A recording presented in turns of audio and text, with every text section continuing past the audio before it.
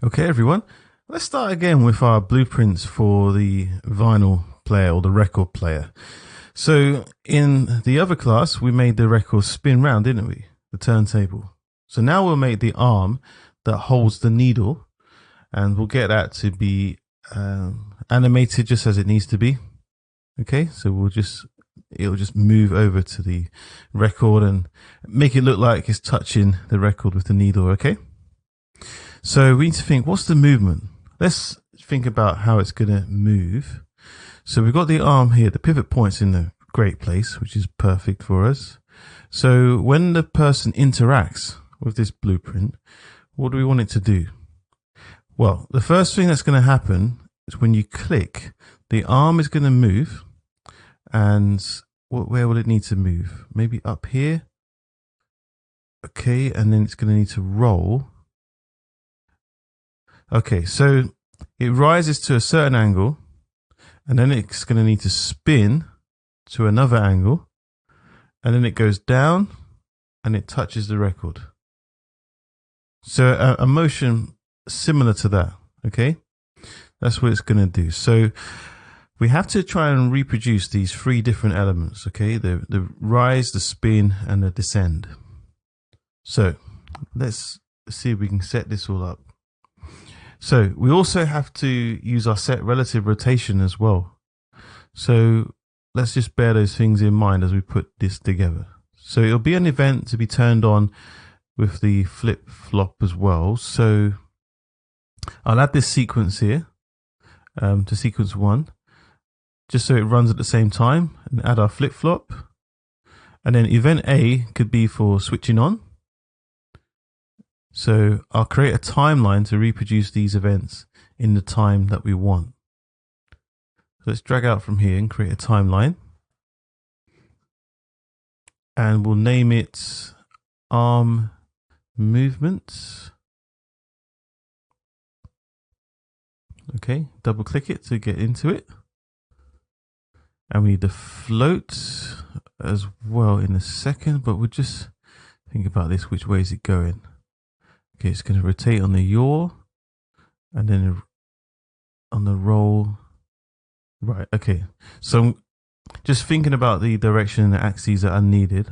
So I'll start with 2 coordinates, the roll and the yaw. So which curve gives me 3 coordinates? So I can create 2 floats, one for each axis, or I can create a vector.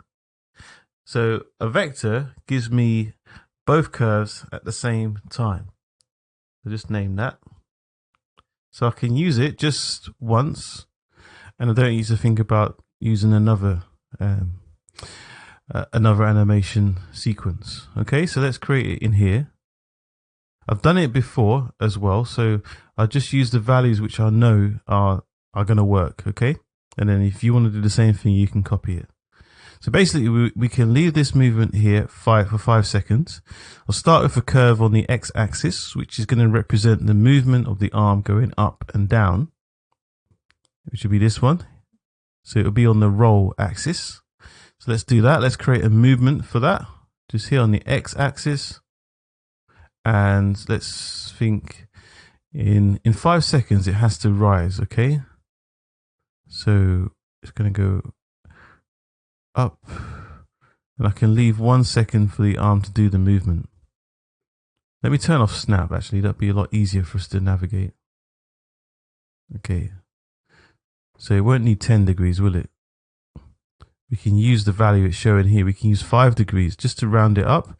So 5 degrees should be enough for us to raise the arm, and 1 second should be sufficient as well.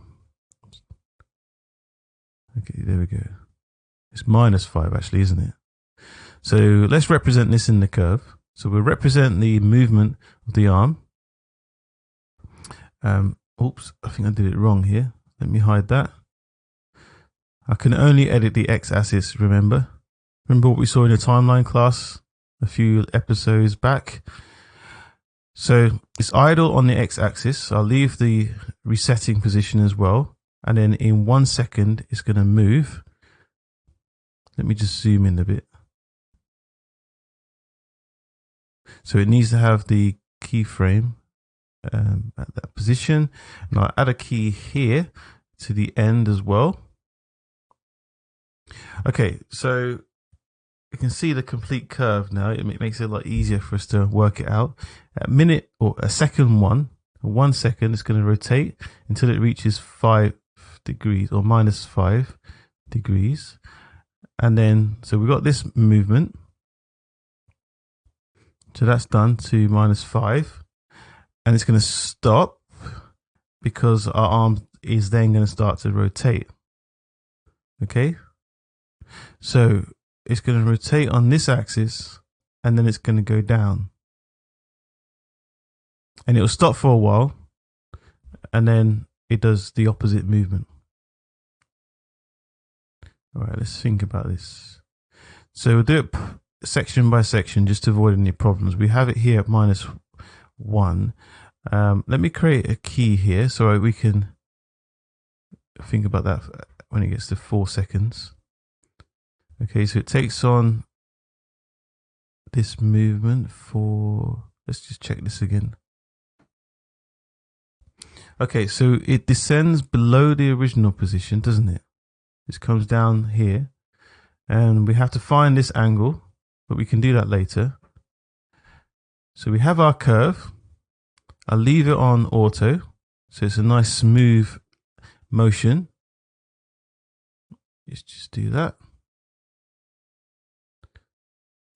And again, minus 5, I'll transform this to auto.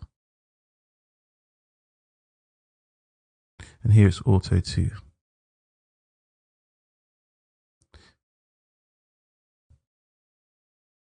Okay, so I'll leave this movement with like this. So it goes down, then goes back up. Okay, so we completed for now the x-axis curve. So that should be fine for now. So that's that movement. Now we need to make the rotation on the other axis. On the other axis, which is going to be this rotation, right? So let's see where that would be. Where would it begin in terms of time? Maybe about here. So it rotates here, 14 degrees. And then we're going to lower it. So I think 14 should be okay, 14 degrees. So we'll rotate on the other axis then in the timeline animation. Let's create a curve on the y-axis. Actually, on the z it is, isn't it, in this situation. So we'll create it on the z-axis. And we'll create it starting at 0. And it stays there for 1 second because the needle's rising, isn't it? And then from 1 to 4 seconds, the needle is going to move, okay? So from 1 to 4, put a value of 0 there, so it will stop. And it's going to start again in the last second. So we'll start it with 0 and then change it later on to 14 over there. So it will rotate 14 degrees and remain at 14 degrees. And just change them so the keyframes are auto. Just to make that nice smooth animation. So it starts, stands still for a second, and then it rotates. Okay, and the other movements happen as well. Let's open the other one so we can see everything. Okay, so it's going to rotate. Let me just fix this. And I'll fix this one at the end too. Okay, so it comes here, it rises, it stops at this point, and the other one moves up to 14 degrees. Okay, so let's see it then. So it rises up, and I'll type it actually just to make it easier. Minus 5. Okay. 5 on the x-axis. It's going to rotate 14. It's going to descend at this point as well down to minus 5. Okay, so return to 0 and descend to 3. About there. Or what about 4 actually? Let's try 4. 4 looks nice. Just makes it look like the needle's touching, doesn't it? Okay, so it has to return to 4 degrees. So I'll return to the beginning there so we don't mess that up. So here, instead of returning to 0, it's going to return to 4. It's on -5, so it goes up until 4. Okay, so we have defined our curve now for our movement. Later we'll test it, and if anything needs to be adjusted, then we can just adjust it. So now I need to change the rotation. So for that, the change in rotation for the arm and the needle, we just need to link the values in here. Okay, so we just need to relink these values for that. I don't need to multiply anything because I've already typed the correct values and angles here. So I need to link these, and but here I've got a vector and here a rotation vector. So I'll split the pin. So it opens up the 3 curves and split this one as well. I have a new rotation roll here, Rx, and I'll link that in. And a new rotation yaw, which I'll link here. And something we already changed, X is red and Z is blue. I don't need to link Y because I didn't edit that, did I? But I'll do it anyway just to make our node complete. So let's see what happens when these changes are made. Let's press play, and we'll zoom in as well if we can. There we go. And we'll click it. It rises up, moves into place, and then it comes down. There we go. And it starts to play the music. Okay. There we go. So we have a complete motion here. We made it rise, we made it move, and we made it descend. So now we can think, well, later on we can think about adding the music, okay? Especially at the point of when the needle touches the record. Like it's a real record player that starts when the needle hits. Okay, now we only need to turn it off by using the opposite movement. Okay, so let's do that. So to set it up for the reverse, when I press it again, it's going to reverse the motion. So we need to put B into here, and we just link the reverse, and it's going to hopefully move backwards, turning the player off. So let's just see that in practice. Okay, here we go. So it starts to spin, it moves, goes down. Music begins. Now if I want to turn it off, just press it again. It stops, moves back, and back in position. Nice. But usually what starts the movement for the record is when the needle makes contact, right? And what stops the record is when the needle moves up. So we might need to do some work here. But it's going to stop rotating when the needle returns to the base position. So let's see if we can fix that in the 5-second period. So what we can do here is simply delay the stop. Okay, so when I click, I want the delay to happen before it stops.